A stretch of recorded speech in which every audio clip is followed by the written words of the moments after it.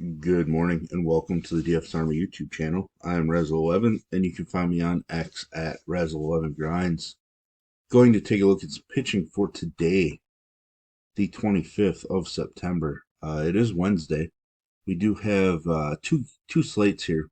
A 5-game slate that starts an hour before the main. Um, Potentially some weather here, but I thought we'd just touch on this one quick before jumping over to the 9-game main slate.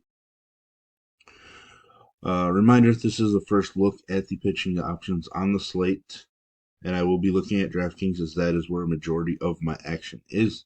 If you play on FanDuel, I will cut my pool into a half or even a third. Pricing isn't as tight, scoring system being different allows us to focus on high K pitchers on FanDuel. Um, so yeah, I will jump right in quick. Let's take a look at the 5-gamer. We get Freddie Peralta against the Pirates. Uh, Brewers potentially battling for the 1 seed. I'm not sure. Probably could look at the standings here quick to get an idea. So this is getting to a spot where I think the teams at the top um, are going to put in strategies for their starting pitchers. The Brewers being 3 games behind, 2.5 behind Philadelphia, 3 games behind the Dodgers. Um, the odds of them getting a first round bye are pretty slim right now. Um, so with that being said, I do think they still go out and try to get it done today. Peralta, they're number one. Um, I don't really know if they're gonna push him deeply, but we do have to consider him. A 5 to 6 inning start can certainly be enough. He just went 5 against Philadelphia, didn't get the win. If he would have got the win, he would have approached 30 fantasy points. So uh, there's enough upside there in 5 innings. He could definitely go six as well. He did struggle against Pittsburgh earlier this season, but he is a minus 155 favorite. K prop of 5.5 with juice on the over. So uh, definitely he makes a ton of sense. Zach Littell against Detroit, the suddenly hot Detroit Tigers. Um, hasn't been as strong on the road, allowing a ton of hits, but look at the last 3 starts have been phenomenal. I'm going to be interested in him. K prop is just 4.5 with juice on the under. He's a slight underdog, but he's just throwing the ball way too well to ignore. And overall, I just don't think this Detroit team is all that great. Their pitching has really carried them to this point. Sanchez, I think he's somebody that they wanted to try to get right going into the postseason.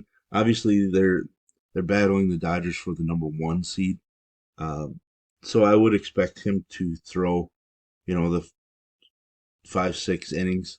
Uh, I'm not sure they're going to let him bypass the 100 pitch mark by the looks of it, but again, he's somebody that can get it done in that short period of time. He's a minus 192 favorite. K prop of 5.5, but juice is on the under. I think he makes sense. As far as other pitchers on the slate, I'm not really a big fan of names. Cantillo has shown the ability to. Um, a couple strong starts, so uh, and we do know that Cincinnati can strike out a decent chunk, so he does make some sense from an upside standpoint. We've used DJ Hertz quite a bit this season. Um, Kansas City not a huge K team, but I do have a little bit of interest. His K props at 4.5 with juice on the over. He's a slight dog, but I mean Kansas City's just minus 122, so sprinkling him in might make some sense. The only other guy I'm really thinking about would be Montero, coming off of a really rough performance where he gave up a bunch of home runs, but 2 strong starts before that. One excellent start against Colorado. Tampa Bay, not the greatest of teams, but obviously the home run issues do worry me a bit. But like I mentioned, he is favored in that game. So Lorenzen making a return from the IL. Uh, he did make a couple rehab appearances, but should be limited today. So I'm not eager to use him in his return. So let's switch over to the main slate here. We get Chris Sale at the top in a big time matchup. Game's super important. I like taking pitchers in these scenarios because they're playoff like scenarios. And we know that in the playoffs, pitching generally steps up or becomes even tougher to hit.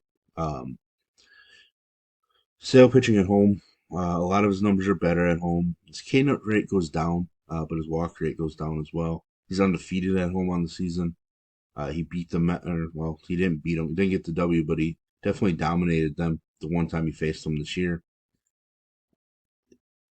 And there's going to be no limitations on him because the Braves need to win. Um, he's a minus 185 home favorite. Game total in this one is 7.5 with juice on the under. His K prop sitting at 6.5 with juice on the over as well. So definitely makes a ton of sense for me on the slate. Flaherty, I might not normally consider him, but San Diego did clinch a playoff spot last night. They do have a shot at the division, so this is kind of important for them. Um, so I don't, it's one I'm gonna have to think about. I was gonna say I might want to use him, but now I'm thinking I might not because I don't know that San Diego's gonna be resting any regulars today because I think that we just see that they are just 2 games out of the Dodgers for the division. So, and that would be 2 games out from having the best record in the NL as well. So, uh, this game means something uh, to both teams. So maybe we get pitching to show up. Um, King was strong last night. Maybe we get Dylan Cease again. His last 2 starts have been elite. He was pretty strong against the Dodgers the first time. I did talk about King yesterday. Uh, so I am interested in Dylan Cease a little bit. Zach Gallen at home, that's a thing I talk about all the time. Uh, Not overly great against the Giants this season. I mean, K's have been there. He's had, I'm going to guess, one great start and then one bad one. He was pretty strong here, minus the 4 walks. Um, and then at San Francisco, he struggled. So, um, yeah, he's a guy we traditionally like to target when he's pitching at home. San Francisco's offense just went off, so I do expect some people to be off of him, which kind of intrigues me more. His K prop 6.5, but juices pretty solidly on the under, but he is a minus 225 home favorite, so I think he makes sense as well. Corey Bradford, his performance has been kind of all over the place. He has been pretty strong against Oakland, but on the road he's been atrocious.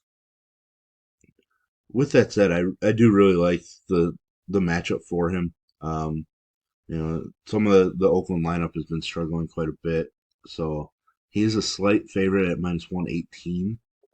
Uh, K prop of 5.5, basically a pick 'em on that prop, but Bradford upside there makes some sense to me. A little volatile just because he's been so bad on the road. Kevin Gausman left last game during a no hitter with a back issue. Uh, so it'll be interesting. I don't think I'm going to get there. Um, you know, there really is a chance of him just being scratched and being shut down for the season as well. So it's something to pay attention to. Um, I mean, if he does throw, obviously with Boston missing Devers, it could be a spot that benefits us. But I don't think I want to deal with it. A team that's not in the postseason, their veteran starter dealing with an injury, looking at his last start of the season, I just don't feel comfortable uh, trusting that, to be honest. Nestor Cortez against the Orioles seems to pitch pretty well against Baltimore. Pitches at his best when at home. Uh, but man, do we really want to trust him? Maybe. That's one that I think you have to think about as the day goes on. His K prop's 5.5. Juice is on the under, but 5.5. Decent K prop for Nestor. He's a minus 155 favorite. And the game total of this one is just 7.5 right now. So um, maybe I'll end up talking myself into some Nestor, but I don't really want to be honest. David Peterson struggled with the Braves the one time he faced them. He's been better on the road from a overall number standpoint. His K rate plummets when he goes on the road. Um, 2 out of his last 3 starts have been pretty bad. Don't think I want to go there, even though, like I mentioned, I do like pitchers in playoff atmosphere type matchups, and this is certainly one of them. I am going to lean towards the Atlanta bat side in that matchup. Eflin, 3 starts against the Yankees, um, just 5 earned runs. Hasn't a lot of home run against them, even though he does give up some home runs. Uh, Tough to not be interested in him because there are some strikeouts in that lineup. So it's a volatile matchup. But I think he has enough upside for us that we really should consider him. His K prop's just 5.5 with juice on the under, which does catch me off guard a little bit, but um, it's interesting. Obviously, we know that ballpark can have some runs scored at it. But Brady Basso, somebody that we relied on recently, a couple starts here. Not a big K guy in general, but can do enough. I don't think I'm going to go there against Texas. Not that I think that the Texas lineup is spectacular by any means. I just don't know if he has the upside where we go at the end of the day. You know, I wish he would have played Basso. Um, he does have the upside, obviously, here against Detroit if he would have picked up the win, looking at 27 fantasy points. Um, a strong performance, but I think we're going to end up passing there. Woods Richardson, I don't know what to do. Ober burned me a little hesitant. He's coming off a pretty solid performance. Didn't make it through 5 innings, um, but she's just one that hasn't shown a ton of upside. Obviously, 28 fantasy points, pretty strong. Didn't even get the win, so then you're looking at 32 for an upside start. His K prop's just 4.5.